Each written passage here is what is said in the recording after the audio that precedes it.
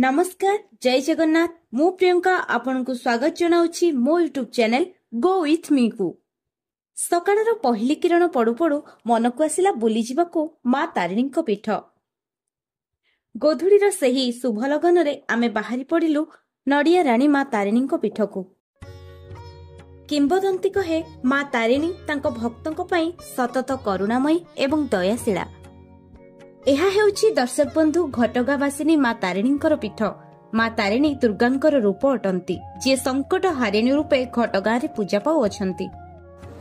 ଇତିହାସ କହେ କେଉଁଝରର ରାଜା ତ୍ରିଲୋଚନ ଭଞ୍ଜଙ୍କର ସୁପୁତ୍ର ଗୋବିନ୍ଦ ଭଞ୍ଜ ଥିଲେ ମା ତାରିଣୀଙ୍କର ଜଣେ ବଡ଼ ଭକ୍ତ ଏବଂ ତାଙ୍କରି ଭକ୍ତି ବଳରେ ହିଁ ପୁରୀଠାରୁ କେଉଁଝରର ଘଟଗାଁ ପର୍ଯ୍ୟନ୍ତ ସେ ମାଙ୍କୁ ଟାଣି ଆଣି ପାରିଥିଲେ।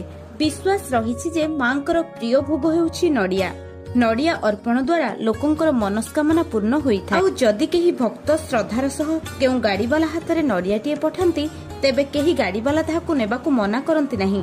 आउ जदि केही मना करे तेबे से नाना असुविधार सम्मुखीन हुए बोली विश्वास रहिछि। आपण माने जानिले आश्चर्य हेबे, साधारणतः मंदिरर पूजक ब्राह्मण जातिर होइतिबा बेले सेठारे किंतु माँ अवस्थान करिबा कालरु ही आदिवासी संप्रदायर देहुरी माने ही मांकर पूजार्चना करि आसुछंती।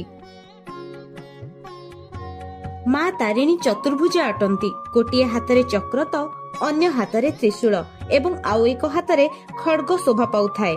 गोटिए हाथ सर्वदा भक्त माननकु आशीर्वाद देबा पई शून्य थाए। आषाढ़ मास शेष गुरुवार मांकर सबुठारु बड़ पर्व अटे। मां को प्रथमे पूजा करि सारिबा परे चाष कार्य आरंभ हुए। चैती पर्व मध्य मांकर एक श्रेष्ठ पर्व। एही समय रे मां सुनाबेश रे भक्त माननकु दर्शन देइथांती। एही समय रे सकाळे ओ संध्या रे मांकर मंगल आरती, भगवत पाठ, चंडी पाठ, होम यज्ञ और सत्यनारायण पूजा विधि करा जाई थाए।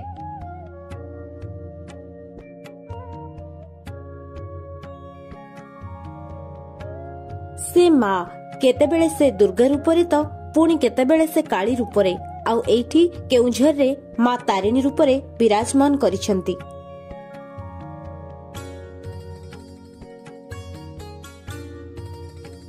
सबुबेले मांकर एही मंदिर एमिति झटकु थाए एवं भक्त और श्रद्धालुଙ୍କ मेଳରେ ए परिवेश आहुरी मनमुग्धकर होई उठे।